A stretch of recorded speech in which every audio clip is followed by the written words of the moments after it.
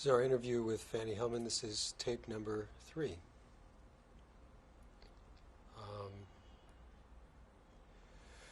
Let's talk a little bit more about your hiding, when you were hiding there at this woman's house. That woman's house. Did you have much freedom to move about? No, you couldn't. We were afraid to move about, except, you know what she used to do at night? I would go out with her and a little bit fresh air, but and she would take out, let's say, one night, my father was moving around. My father used to go from one village to another and actually bring a lot of food. So he still had a little bit more fresh air than anybody. She would take out my mother and Saul, and they would just sit outside, just get a little bit fresh air. And then one night she would take me out, and we both would be sitting. That's how we couldn't move. There was no movement. It was totally prison. But I mean, it was a good prison, because somebody that really wants you there doesn't want you just to go. But it was still prison. Were you able to speak? Yeah, well, we spoke even at night very quietly, because we were always afraid that, either somebody, it was a place people used to walk, and we would see through the window people walking. One night, this I'll never forget too, 3 young men were walking, and these were people from that group, from people that were killing. And I could see distinctly knives and whatever they had, it was something to kill. And at that time, I thought that they're coming for me, because everybody knew about me, but they didn't. They just went by and they killed 3 Polish families that night. Then they came back, and we saw them coming back. They still didn't get into her house. But the memory, when it's a crisp night, it was winter time, and you see the knives, and it's like polished, it was the reflection of the knives. God, and I said, oh my God, this is what they're going to do to me. They're going to cut me up. This is what they used to do, just cut people up. Was there any point at which you thought you were actually going to be captured? Was there a point where that was especially frightening for you while you were hiding out? Well, that was the most frightening thing, that I was scared that I'll be cut up. That's why I was praying, God, let me just die from a bullet. That was the scariest thing. I couldn't believe it that I'm going to survive. Did you have much contact with the people outside? Not at all. Even people that knew, except that her brother, Anna's brother, and her sister. He came once to bring us something. It was always food. That was the main thing, food. And one time her sister came and brought us milk and eggs and things.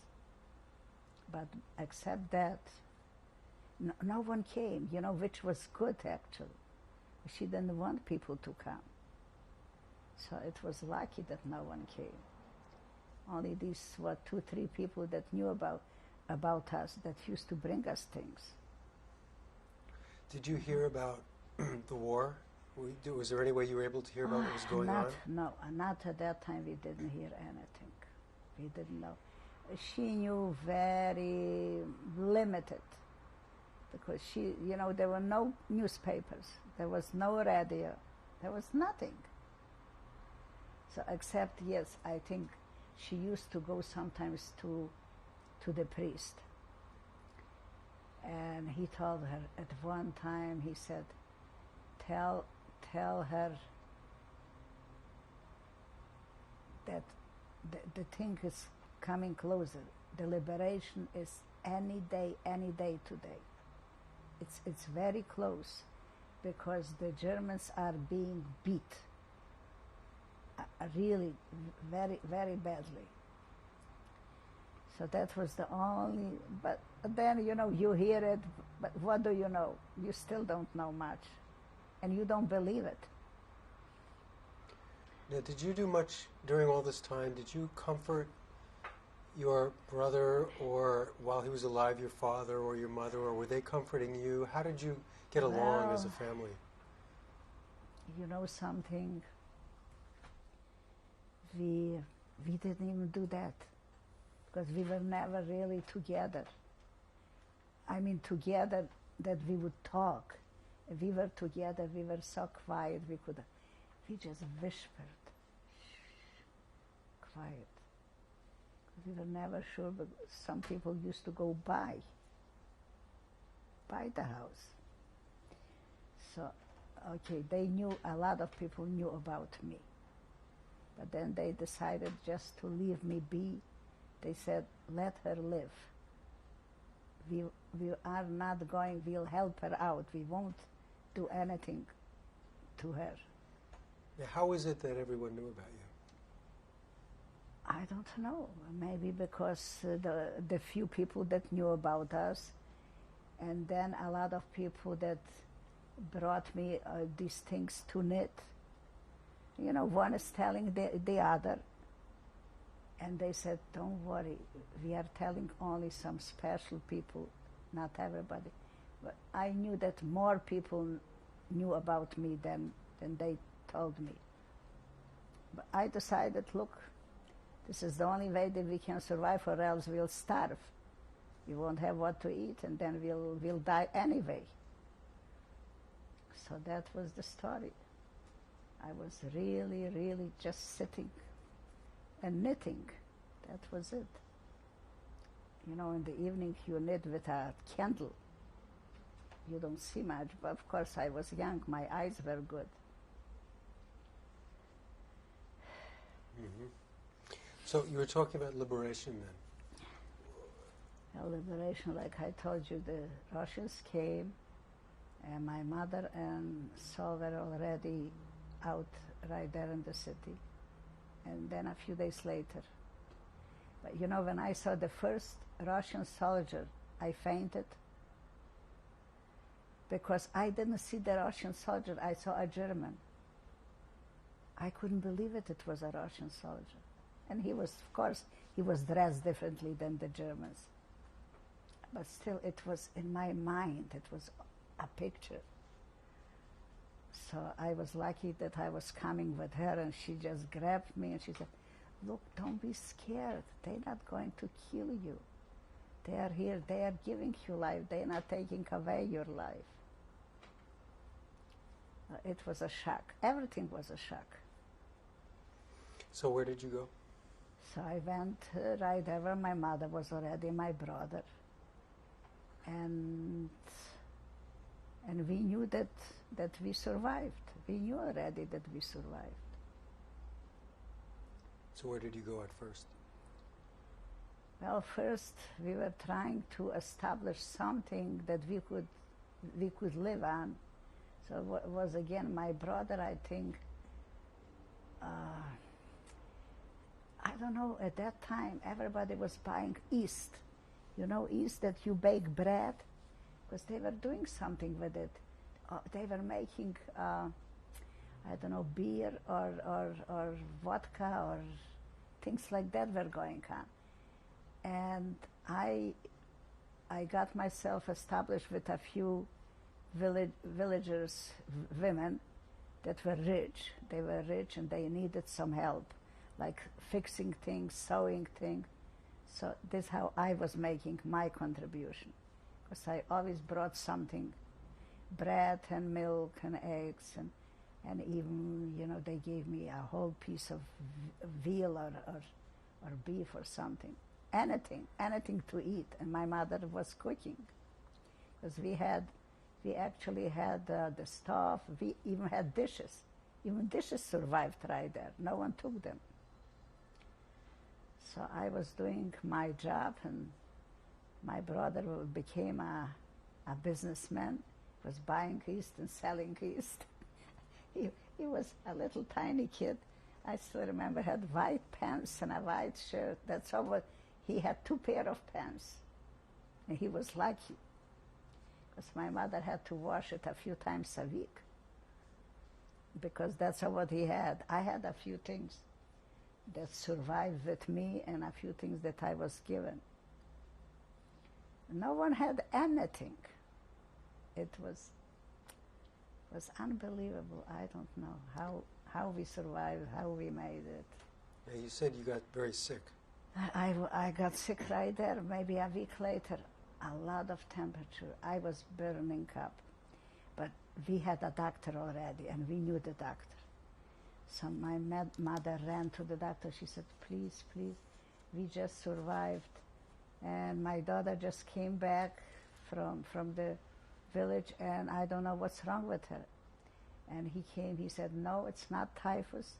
It just, with all that excitement, and she probably ate maybe something that she wasn't supposed to eat. And he gave me, he did give me some kind of medication, more than just aspirin. And a few days later, I was feeling better. My mother got so angry. She said, my God, you took everything from us. Now you're going to, she survived. Now you're going to take my daughter away too? She was pleading. She said she was pleading with God. And I survived. I was really sick. God. They were sure I had typhus. But, you know, typhus, one person doesn't have typhus. It's usually more like an epidemic. And my father got it. Everybody was sick at that time. The villagers were sick. What town were you in at this point? At this point, we were in Tluste. That was a small city. And how long did you stay there? I was married there. How did you meet your husband? Well, I knew him from school, from way back. My mother on her trip, my brother, on their trip, apparently they went, I don't know where they went, and they just happened to meet him. They knew him. So they said, why don't you come? You can stay with us. We have 2 rooms. And he came, but he was, I don't know if I told you, when it was, I think, right in the beginning when the Germans were coming and the Russians were running away, or the other way. They were bombing, and a bomb splinter, cut him through. And he was left right there to die. But there was a hospital. It was, I think, Chortkov it was called, a city, a little larger city. And the doctors, you know, actually they had doctors there. And he was only screaming one thing: he wants to eat. He's hungry. So they patched him up, and they brought him a bread. And he finished the whole bread. The doctor said, you know something, I think he's going to live. Because if all he's complaining is hunger, then he'll make it. And he did. So actually... So you were married in what year? We were married in 1945, 1944 Liberation Day, and 1945 we were married. In 1946 our daughter was born. It was everything, and almost everything happened in June. Not almost, everything. He was born in June, we were married in June, and our daughter was born in June. Did you stay in Poland? We stayed a while, and we left. That was actually Ukraine. We decided we are going to deep Poland. There was a movement. They were changing people. They were taking Polish people to Ukraine and Ukraine people to Poland. I don't know what they were. This was the Russian were doing this. So we got Katowice. That was a pretty large city. in Poland, and from there we made somehow arrangements and connections to come to United States. How did that happen? Well, I remember our daughter was 3. We registered, or they told us, go and register in American embassy, because that was a large city, Katowice. So we did that, and it didn't take long. We got all our papers approved. And my husband was trying to get to Palestine, to Israel, but they refused him because he still was not a well man. You know, all that, it was healed, but it wasn't really the way it should be, because it was not taken care of. So we wound up in the United States. I remember they stopped me because of my eyes. One eye I could read everything, and the other eye was very weak. So they were afraid maybe it's some kind of, infection or something. But then they found out I probably was born like that, because I still have that problem. So when did you come? We came 1940. Let me see, 1949. How did you get here? We came, the Jewish Family Service. Through them we came, and we came with, I remember the boat, General Black, the name of the boat. But it was not a boat where you travel like a passenger and you have your cabin. It was not like that. The cabin, it was more for how do you call it? Transport than for people. And but we survived somehow. There were no showers, nothing, only cold water. And our problem was she was very sick. Our daughter was so sick. And children usually are not sick. She got very sick, and we had 2 children that died right there, and they had to throw them in the ocean.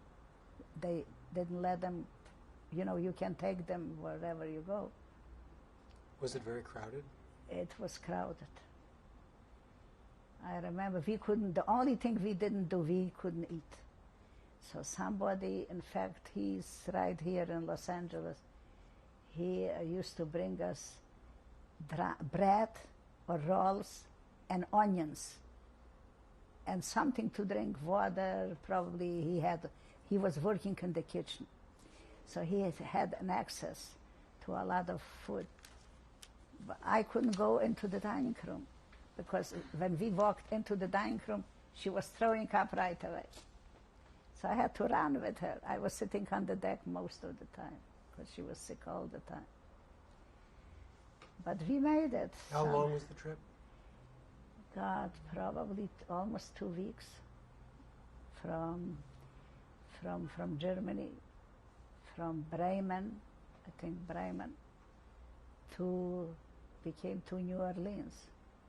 New Orleans, they gave us trains to Los Angeles. Mm-hmm.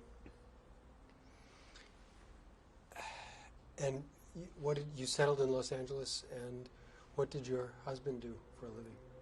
Well, whatever he could, whatever was, he was trying to help. He was working with somebody a roofer. He was 28 years old. He was trying everything, but there wasn't much that he could do. Did your mother and your brother, were they with you on the journey? No. They were not with us. let me see, how did this happen? Oh, I know how it, because after the wedding, just the two of us left. My mother and my brother didn't come. They still stayed in the same village. They went to Canada. We went to United States, they went to Canada.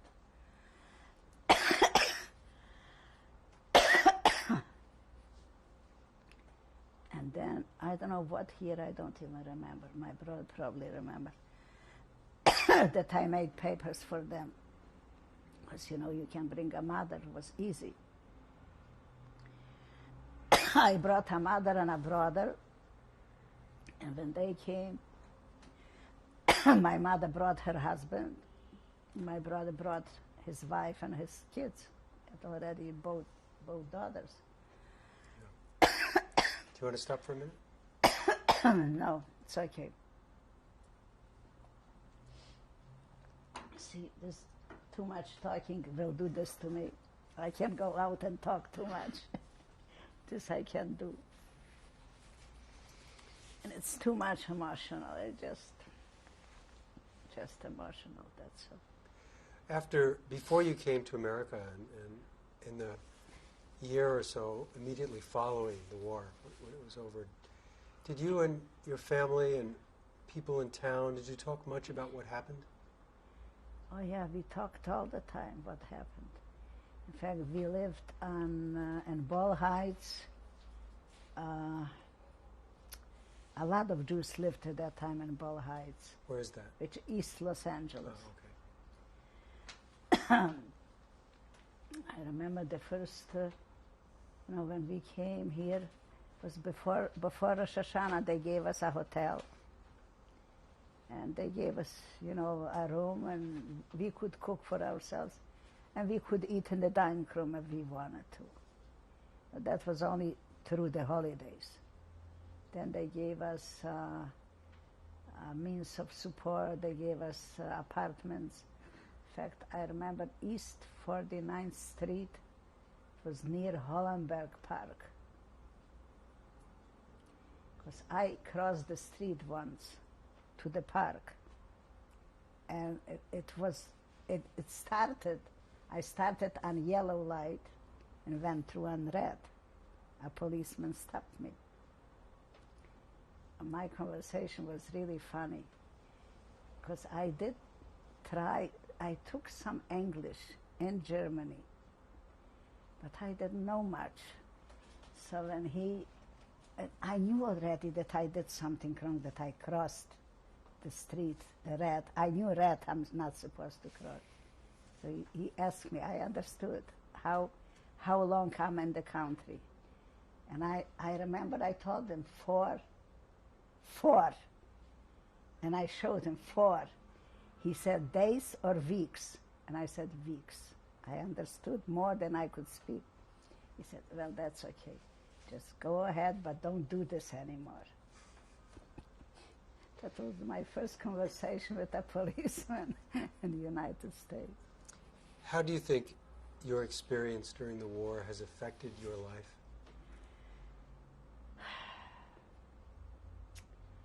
You know something, I still can't believe that I've been through something like that. A lot of times I think about it, and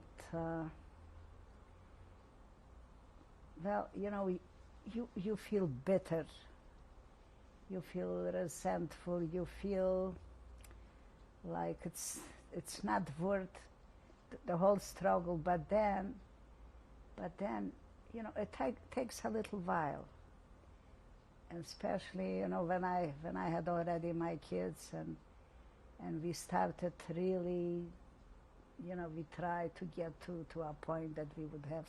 Remember, my husband always, whatever we'll have, whatever we won't have, let's try just to get something that we can live in that would be ours, no matter what we have, what we don't have. So we bought our first home was in Monterey Park, where my brother still lives there. And Oh, he got a reparation. He got, I think, $3,000, and then he was getting monthly payments, and that helped a lot. So we paid only a down payment, and the kids were always very, very bright kids, both of them. You have a son as well. A son And a when was he daughter. born? My son was born in Los Angeles, in When? Queen of Angels Hospital. He has the Holy Mother on his birth certificate. When was he born? He was born 1953, September 20th. Just after, after you fast on Yom Kippur. But it was after the fast. Mm-hmm. He just came. I didn't eat that evening. That was it. I was fasting. I was fasting a long time. Took me a long time to fast. So we were talking about how the war experience has affected you. Do you have nightmares or anything like that? I used to, but not anymore. Yeah, I used to have nightmares sometimes, like there was a grave and somebody was kind of pulling me in. Just two hands. I didn't see a face, I just saw hands. And it was a nightmare. It was a terrible nightmare. But then I overcome it. It didn't take too long. I was always trying to be my own psychologist. Have you talked much about your experiences with other people? Oh yes, with my kids are always very interested to hear it. My son, I told you my son was accepted from this high school here. What is it, Fairfax High School, was accepted to Yale, to Harvard, and to 3 colleges he was accepted. And he took Yale because they gave him the most scholarship. Right now he's a clinical psychologist, and he's an assistant professor in Davis Psychiatry Department. He's really a real bright little quickie. And my daughter was always very bright, even when she was little. How did your war experiences affect the way you raised your children? The only thing my kids remember, they used to make fun of me already. If they didn't want to eat. Sometimes, I made dinner or I made lunch. Why don't you eat? There is a lot of poor kids that have nothing what to eat, and you are not eating. I gave you such a nice dinner, So my daughter used to say, the only thing, you wanted us to feel guilty that there are kids that have nothing what to eat, so we have to finish everything. And she was very heavy when she was little. Not my son. He never ate, and he was never heavy.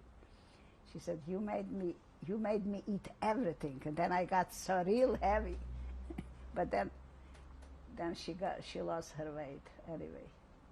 She said, you try to make us feel guilty that there are kids that have nothing what to eat, and we are not eating whatever you are giving us. That was really funny that she remembered. But with her, I couldn't even go out just for a walk. Everything she saw, she wanted. Everything. I mean, clothing and dolls and whatever. He was much better in this respect. It didn't bother him. When I told him, look, I can't buy it for you because I don't have money. So why don't you go to the bank and buy some money? That was his suggestion when I told him I don't have money. But they were good kids. Did your experiences affect your religious faith in any way? I was never really very religious. But my husband too, but we were traditional Jews. Every time Saturday to Ben Shlech, there is no question about it. And the holidays, Yom Kippur, Rosh Hashanah, I belong to a synagogue right here on Beverly Boulevard, Crescent Heights. What is it? Beth Israel congregation. because I can walk. I don't have to take cars. I don't have to do it. Not that I don't drive on Shabbos. I do drive. But somehow this is a holiday that I don't want to drive, and I don't. We're going to change tapes.